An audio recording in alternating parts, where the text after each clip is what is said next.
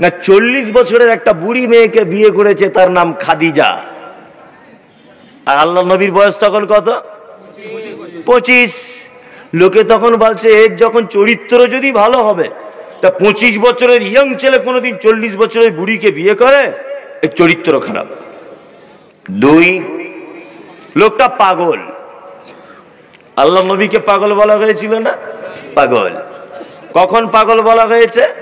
পাগল কখন বলা হয়েছে? যখন তিনি মিরাজ থেকে ফেরত আসার পরে বললেন, এই 360টা দেবদেবীর পূজা যারা করছো, সাবধান, 360টা দেবদেবীর পূজা করিও না।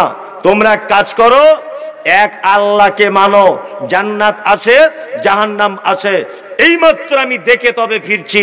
তখন আবু জেহেল, আবু লাহাব বলছে, লোকটা যদিও বা ভালো ছিল, এখন পাগল হয়ে গেছে, এতদিন ভালো ছিল। তার মানে হক কথা বললে লোক কি হয়? হ্যাঁ, পাগল হয়ে যায়। অনেক মসজিদের ইমাম সাহেব হক কথা বলার কারণে চাকরি টিকাতে পারে না, আজও আছে না? টিকাতে পারে না। সেক্রেটারির বেটার বিয়েতে ডিজে গান বাজছে, ইমাম সাহেব সেটা জুম্মার খুতবাতে বলেছে যে সেক্রেটারি যদি ডিজে গান যদি বাজায়, তা অন্য মুসল্লিরা কি করবে? জুম্মার নামাজের পরে সেক্রেটারি বলছে, তুমি রিটার্ন টিকিট কেটে তবে ঘরে চলে যাও, তোমার চাকরি নাই। আমার বেটার বিয়েতে কি গান বাজাবো, ড্যান্স করবো না করবো, ওটা আমার ব্যাপার, তুমি কেন বলতে গেলে? হে, তোমার চাকরি চলে গেল। তার মানে সত্য কথা বললে লোকের চাকরি চলে যায়, আর সত্য কথা বললে কি হয়? পাগল হয়। হযরত মুহাম্মদ সাল্লাল্লাহু আলাইহি ওয়াসাল্লাম কি হলেন? পাগল। নাম্বার 3, আপনাদের এলাকাতে বেটা বেটি যদি কারো না হয়, তাহলে দেশওয়ালি ভাষাতে তাকে কি বলে? বাঁঝা। আর যার বেটি আছে বেটা নাই, তাকে কি বলে? নিবংশ বলে। ওই তোর ভিটে মাটিতে আলো জ্বালাবার লোক নাই, এটাই বলে। তোর সারা জীবনের কামাই নিয়ে যাবে তোর জামাই, অনেক কথা বলে।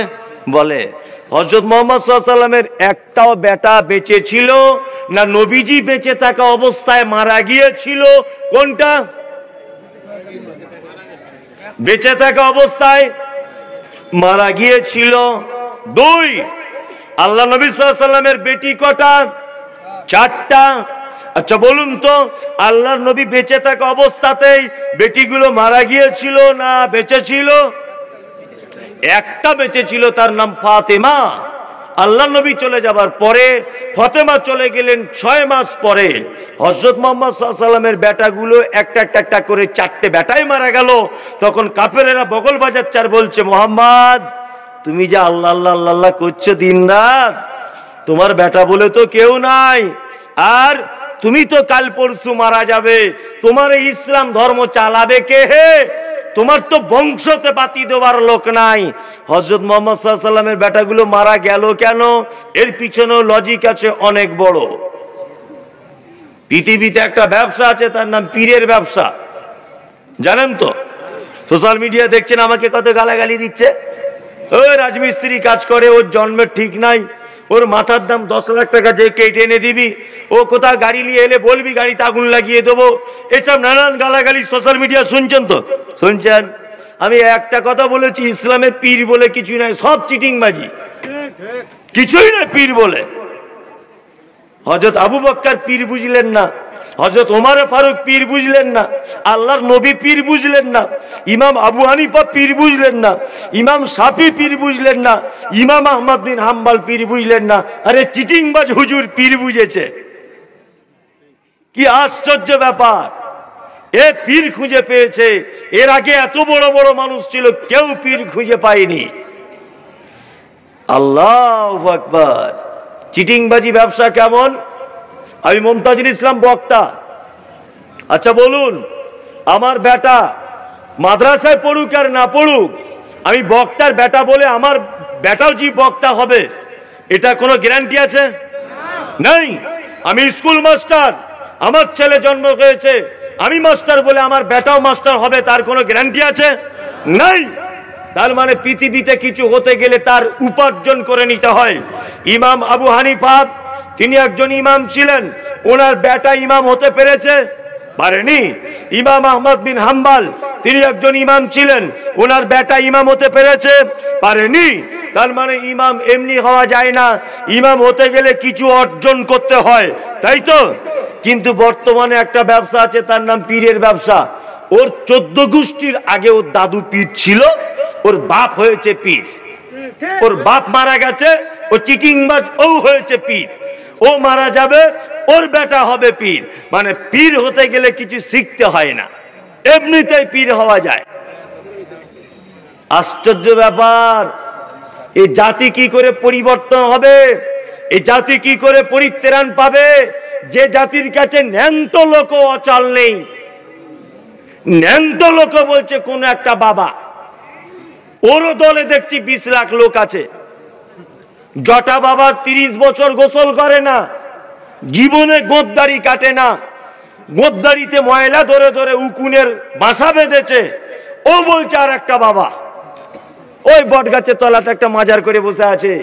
এ কি চিটিং বাজরে, ও নিজে গোসল করে না, ফেরেশতারা ধারে পাশে যায় না ওর গায়ের গন্ধ ঠেলাতে। ওরও দেখছি 20 লাখ ভক্ত। মানে জাতি কোথায় পৌঁছেছে বুঝতে পারছেন?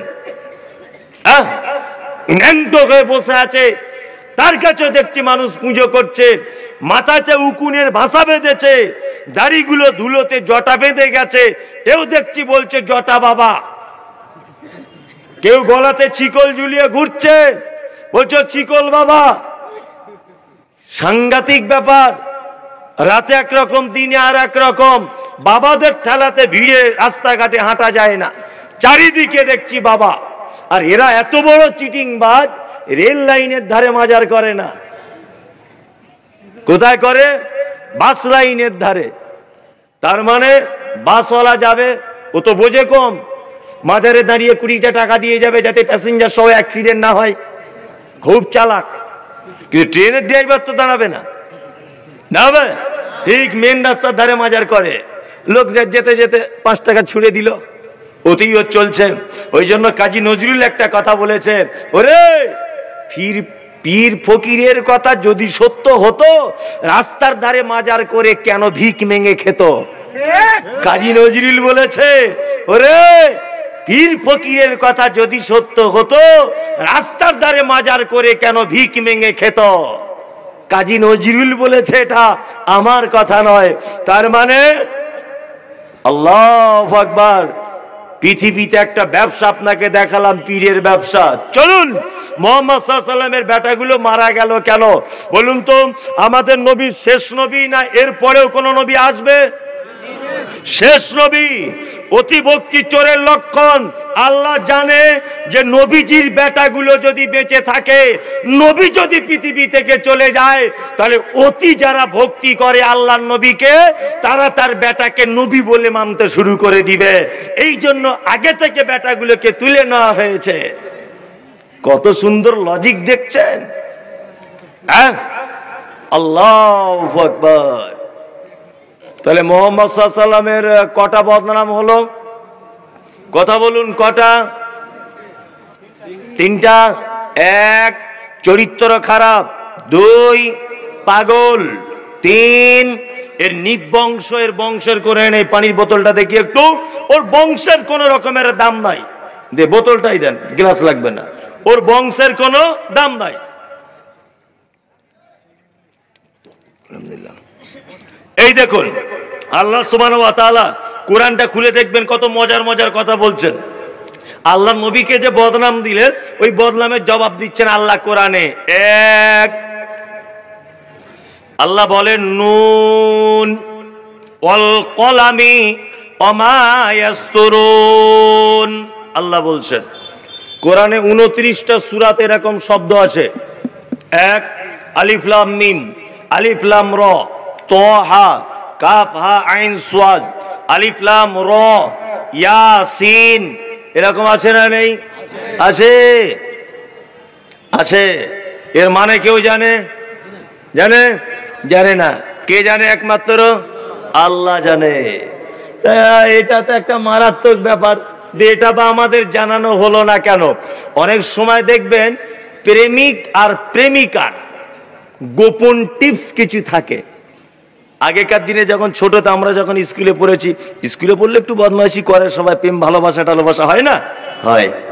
আগেকার দিনে তো মোবাইল ছিল না, কি করে হয়, একটা চিঠি লিখে ওর ব্যাগে দিয়ে দিল, তাই না? ও আবার